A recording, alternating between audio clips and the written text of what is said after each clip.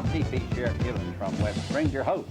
I'm here each Monday and Tuesday night from 5:30 to 6 and 10 o'clock on Wednesdays and 5:30 to 6 on Thursday and Friday. Tonight, you will see George Farley, one of the outstanding people in West Virginia. Tomorrow night, you will see Patricia Bradley on Thursday night at 5:30.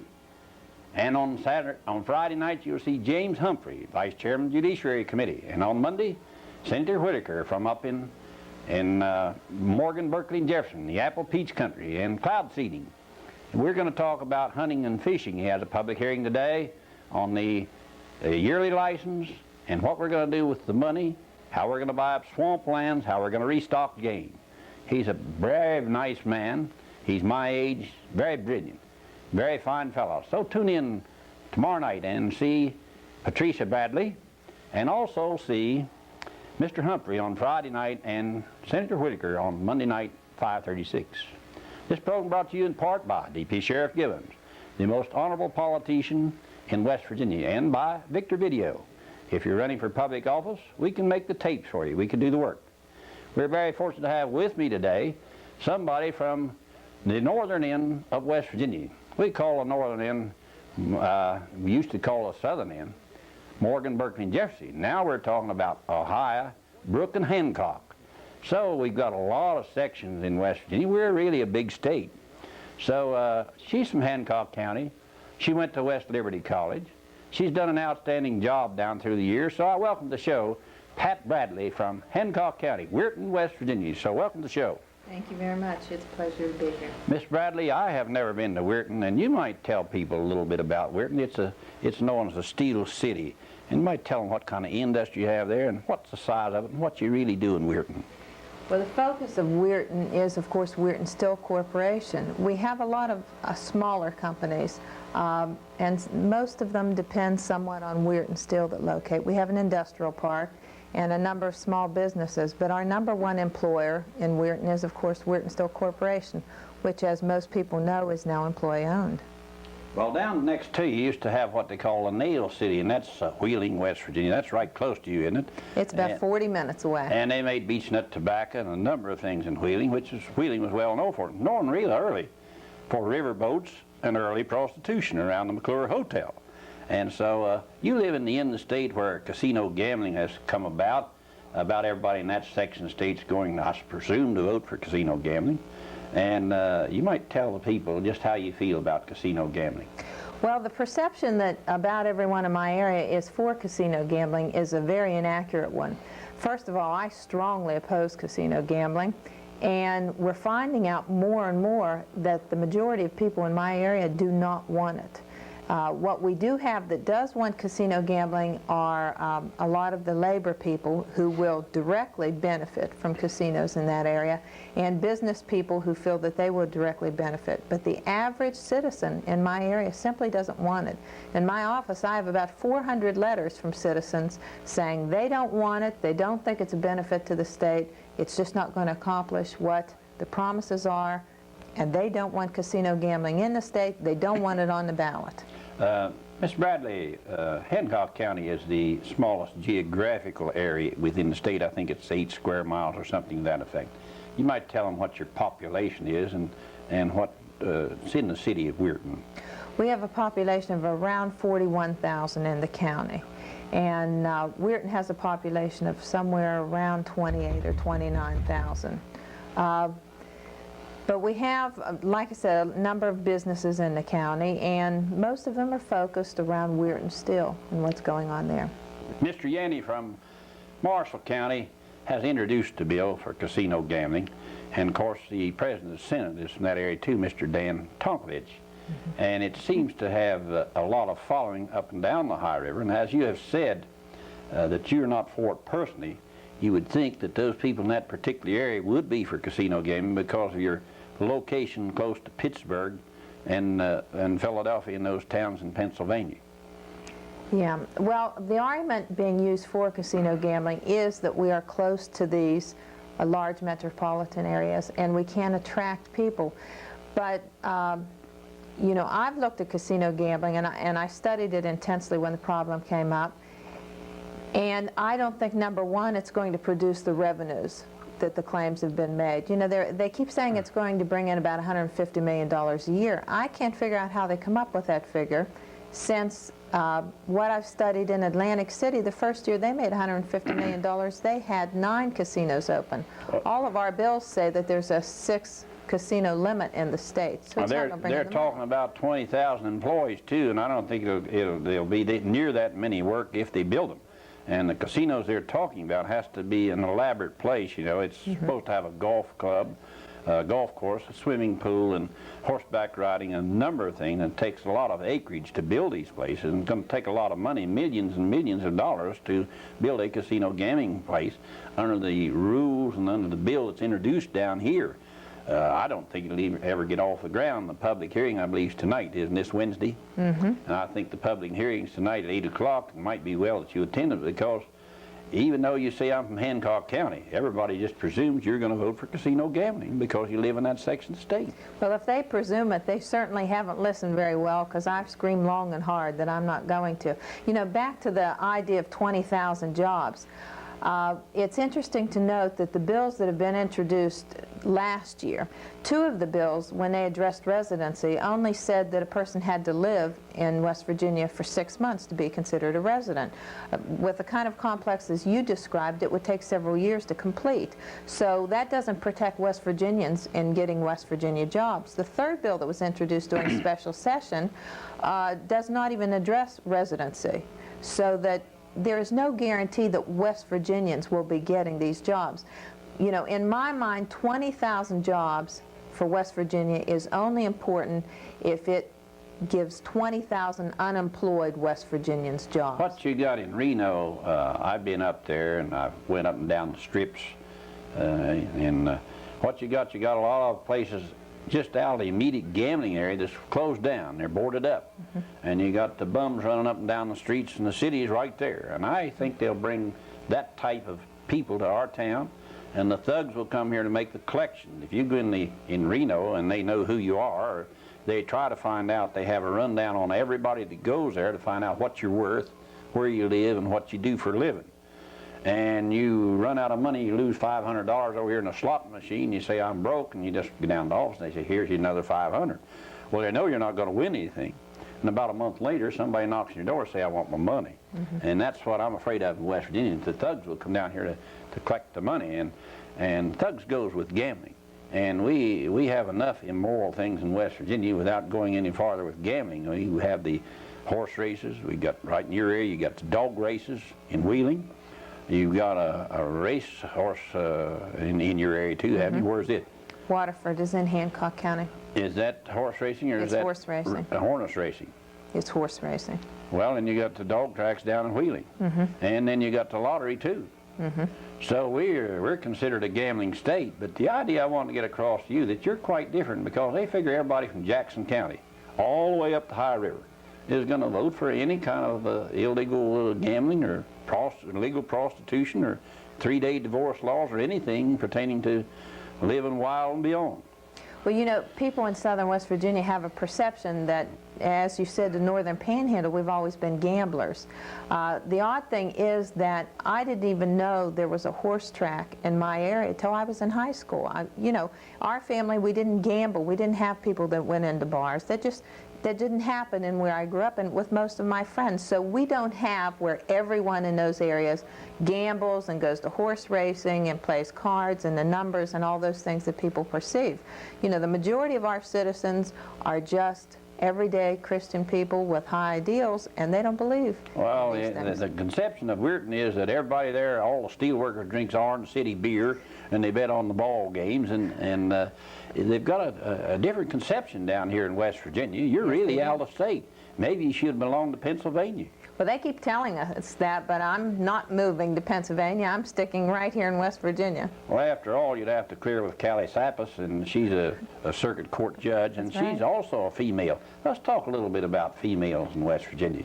You know, Callie Sappas came here. She served with me in the legislature a number of years. Very fine person. Yes, so did Gus Brenda and George Griffith and a number of other people from your area. Very, very fine people. Women have now penetrated the legislature to some extent. I think we decided we had 22 before we sit down in the chairs here. 18 in the House, is that right? And 3 in the Senate.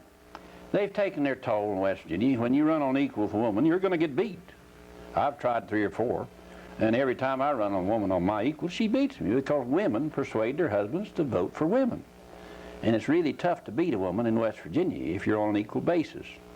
So I'm glad to see you women down here because we've got a lot of things. You take abortion. There's a number of things that women has a better view and a better point than gentlemen do. So I'm glad you're here, and I'm glad you're in numbers, and maybe we can get some more. Hope we can get some on the Board of Public Works someday, and maybe somebody is Speaker of the House, who knows. Women have come a long ways, and I'm real proud of all of you. I see you all every day, and I think you do a good job down here. Let's talk a little bit about West Liberty. You went to West Liberty College. I've been on the air now about 10 years, and I've never heard anyone say a word about West Liberty College, and it's got to be a nice little college. So tell us something about it. It's a lovely college. I graduated from West Liberty in '73, and it was a very nice, quiet school when I went. You know, and I'm sure it still is. It's in beautiful surroundings. It's in the country. It has never been known as a partying school where some schools maybe. In other words, they don't drink beer and all that sort of thing? I'm sure someone does somewhere, you know, but for the most part, it's a lovely, quiet school where you go if you're serious about learning and you want to come out with a very good education. How many different colleges do they have? About 18, I'd say. Graduate college. You know, you have sure. West Virginia University has about 36 or 7. They have law, medicine, and all sorts of graduate colleges. And you're mostly teachers at West Liberty, right? Teaching profession, probably have computers and that sort of thing now. Yeah. And they focus a lot on business.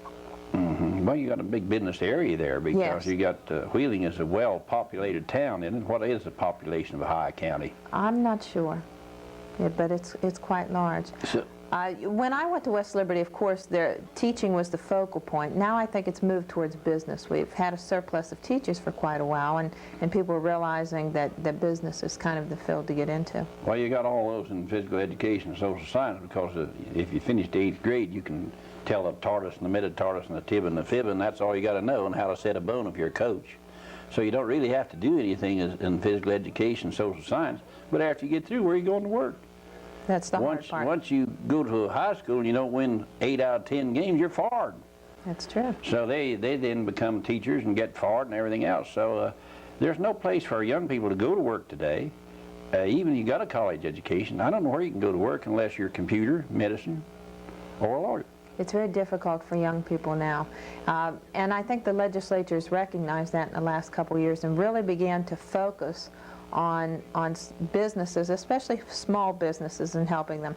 I don't foresee another Union Carbide or Weirton Steel or a huge company that employs 8 or 10, 12,000 people coming into the state.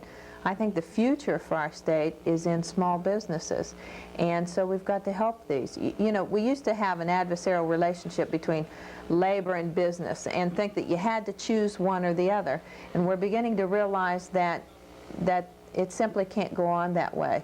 You know, that if you choose labor, you hurt businesses, and without solid, economically sound businesses, there are no jobs. I believe this is your second year, maybe your 3rd year in the legislature. My 3rd. Your 3rd year. Now, you're on judiciary this year, and you're going to receive about 800 bills in your committee.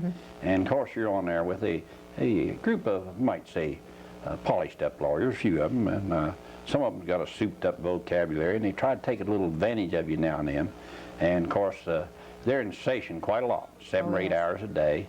You might tell the people across the state how really busy you are in Judiciary Committee and what kind of work you do. Well, from almost the very beginning of session, Judiciary meets twice a day. We meet in the morning for several hours, and then, unless the session runs late, we'll meet in the afternoon. As you said, we have quite a few bills. Approximately 2,000 bills are introduced every year, and about half those bills go through Judiciary, which is a great deal of work. On the other hand, it's nice for those of us on Judiciary because in the final days when you're addressing the bills on the floor of the House and you're in a big hurry, we've had the bills already, and we have the advantage of knowing what's in them. You're up here today as a guest of mine, and the reason I brought you up here, I seen you on the floor yesterday or day before in reference to the seatbelt law. I believe you're the author of that bill, right? And you might tell the audience here what you go through in debate down on the floor and what all they called you. They said you cut your neck. What all did they say to you? Oh, well, we had a number of people who simply didn't want the bill, so they came up with a lot of excuses for it. You know, of course, we always have the argument that it takes away a person's rights. That's a big argument. Someone else told a story of how a child had a seatbelt on and was in an accident, and the seatbelt just literally cut the child in half. One delegate accused me of, this was what he called a classic sham against the people of the state.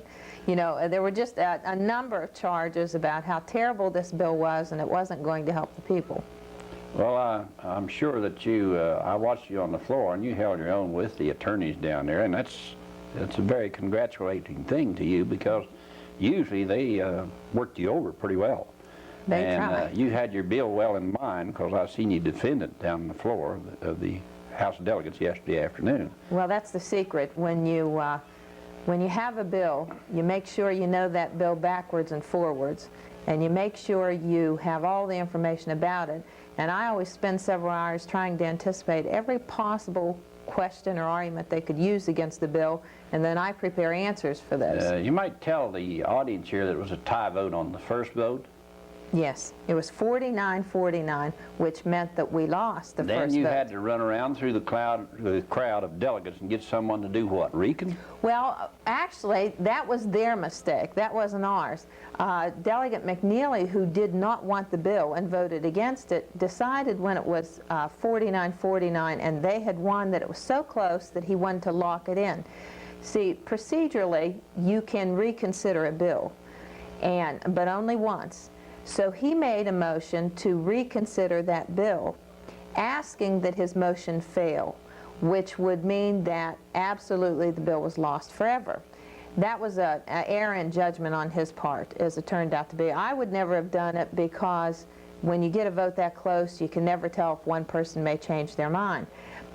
So while he was giving his speeches asking people not to reconsider, we of course were working the floor saying, come on, give us one more chance. I used the argument that if you were at a basketball game and the score is 49-49, would you deny people a chance to go into overtime?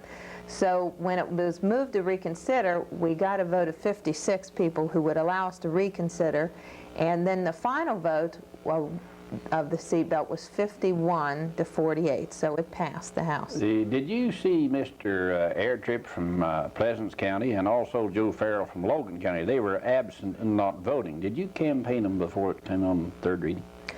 Well, they could have made the difference on the first vote. I know for a fact that Joe Farrell was strongly for it, because he was in judiciary, and he was very supportive of the seatbelt bill. Mr. Airtrip, I don't know. He's from Pleasant County. Neither one of them were there when they took the vote yesterday. Yeah, they were absent. And I'm glad you're on judiciary. I'd like to see more common people up there. I sat on judiciary when they had 22 lawyers and 3 laymen. You know, that's a good-sized job. I don't think I got a colon, a semicolon, or a period in any bill all year. So maybe you can get some consideration down there in judiciary. I hope you can. But I think a major portion of those bills ought to be killed, because there's no way you can give good consideration to 800 bills. No, that's very difficult. And you know, there are a lot of bills that you bring in. For instance, we had plant closings in our area, and I introduced a bill that said, you know, when you get a severance pay and a lump sum payment, that it shouldn't be taxed, which I thought was a very fair bill for the average person. You know, if my plant closes and I'm 45 years old and I've got a kid in college, and I may not have another job for 5 years or so, and it's going to be very hard, and I get a lump sum settlement of maybe $4,000 or $5,000 or $8,000, and then the state suddenly taxes that doesn't leave me much money. So theoretically, it was a very fair bill. When I brought it before the committee, all of a sudden, as you say, the lawyers perked up and began seeing all these ways that this could be used for business people to, at the end of the year, close their business, pay themselves a lump sum payment for closing, use that money, it wouldn't be taxable, and start a new business. Well, when I realized that those abuses could occur, we tried to work on it to get rid of those abuses. When it became apparent that we could not, and the law would be so abused, we just simply let it drop. Mrs. Bradley, didn't the Iron City and Wheeling Steel shut down one time, and what happened? Did the employees take it over, or where is Weirton Steel? Steel at the present time? Okay, Weirton Still is in Weirton, and it did not completely shut down. It was going to be sold by National Steel, and they reduced their workforce significantly, and just their bare bones workforce was in Weirton Still. And for a period of 18 months, their first option, it just came out of the blue. They had a board of directors meeting, and they said, "We're selling you. If you want to buy it, fine. If you don't, we're closing you down." There was such a wave of shock through the community, and it actually took 18 months to put it all together to buy Weirton Still. It was an incredibly difficult process. When people think of ESOPs, which is employee ownership programs, they think it's relatively easy. It is not. There were so many dominoes that had to fall perfectly in place for the final thing to occur. But once it did occur, what we had was a company that was employee-owned and has become extremely successful. It went from a company that was losing money every year to a company that has made a profit every quarter since it has become employee-owned. Since you have the dog tracks in Wheeling, and we have the dog tracks here in Cross Lanes, you also have a horse racing track in your area. And of course, we just give the racetracks a bill in the House already passed from 16.25% to 17% for their take at the racetracks. Has nothing to do with the state. At the dog tracks. At the dog tracks. Yes. Now that doesn't affect the horse racing. No. Now Wheeling Downs, I believe that's the name of it, isn't it? Yes. That's the dog racing track in Wheeling. They've been built for many years. It used to be a horse racing track. Now they've been dog racing for a number of years, and of course their ownership have had it for a number of years, been paid for. This track at Cross Lanes has been built now, in operation 2 or 3 years, and of course they spent several $1 million building it.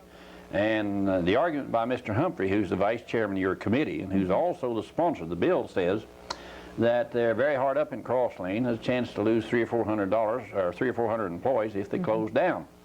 But the Wheeling dog tracks, Wheeling Down, is going to get the benefit of the tax break the same as Cross Lanes. Yes. So there, Mr. Shranky, the state senator from your area, says that they're going to get a $5 million windfall that they don't really need. What do you think about the racetrack bill? It's already going through the House. Do you think it'll go through the Senate? I really don't know. To be perfectly honest, they keep me so busy in the House that I haven't gotten over to the Senate. Mr. Chernenko would know more about that than I do. Did you? Well, of course, you've voted on it. Yes. Were you for it or against it? I supported the bill.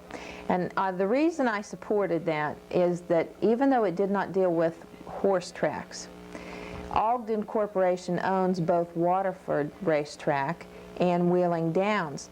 They're in the process of trying to sell. Now, Wheeling Downs will make a hefty profit now because they don't own any bank loans. They're already paid for. But if they are sold, then they will have to meet the same bank loans as the Cross Lanes track, and they will have the same financial problem.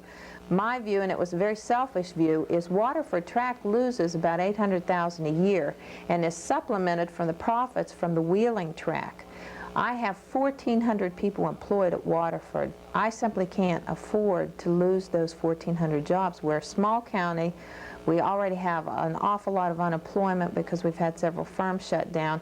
To me, that's not just 1,400 people, that's 1,400 families. You're a rather large county. You're 38,000, I believe, or 40,000 in Hancock. You're talking about Brooke? You're talking about the tracks in Brooke County? No, the track is in Hancock County. Is it? Yes. Well, I thought it was in Brooke. No, the horse track is in Hancock County. I haven't been to Wheeling since 1963. And the dog track is in Ohio County. When we went to Wheeling in 1963, we had great big hats, you know. It was a centenary year, 1963, and we had a mock station down there in some old federal capitol. I don't know what it was. We stayed in what was known then as McClure Hotel. I suppose it was tore down by now. And we had a great time. I was with George Seibert and Judith Herndon, who was a lady delegate and a senator. She was an attorney, too, and she's been dead now 2 or 3 years. George Seibert has died some 3 or 4 years ago. We had a wonderful time in Wheeling. I spoke on the program that particular day, and we buried a time capsule in Berkeley Springs with each delegate 5 minutes on a little old tape of some kind. We gave you directions how to take it off. I predicted at that time they'd go to the moon and a number of other things. You'd strap a little thing on your back, press a button, go wherever you wanted to. They've already gone to the moon. Many of these things have already happened. And Wheeling was the first capital of West Virginia. Yes, it was. Very historical place, and you come from that area, and I hope you'd try to restore all those nice things in Wheeling, which is a historical building, and I don't even know the name of it. You probably do. But it's a nice building, and if ever anything comes up down there in the legislature pertaining to that Capitol, I want you to vote to restore it. I'm sure I will. And I want to come up to your area because I think it's a nice part of the state. I've missed a lot by not being there. I've been practically around the world. I've been all over England and France and Germany and Czechoslovakia and Austria and Hungary and all around the world, but I've never been to Hancock County. And I'm coming up. I don't care if I have to walk. I'm coming to Hancock County and Brook because I have a lot of friends up there. And I hope I've made a friend out of you on this television show. You have. Because I think you're a very, very fine person. I think you try to do a good job down here. Thank you. And I want to know if we pass any taxes this year. We don't have any money, like the gentleman from Nicholas had said, Mr. Johnson, I believe his name. And he got up down and debate on your particular seatbelt bill, and he said that he talked about seatbelts. He said he's going to have to get a seatbelt if he didn't fix the potholes in the roads in West Virginia. Yeah, he had said he was the pilot, and he wore a seatbelt to hold him in the seat so that he could retain control of the airplane. If we didn't change the roads in the state, that was a perfect reason to have him in the state, and he's absolutely right about that. Well, we don't have any money for roads, and I don't know when we're going to get any because all the people on this show, and there's been many, many up here, I think there's 30 or something like that this season, and everybody is against taxes, and the people have said so at the polls. Yes. In the last, they've defeated what? Name off some of the bond issues they've defeated The in the last. school bond and the road bond, I think they've clearly said, we don't want new taxes. We want you to learn to live within your means.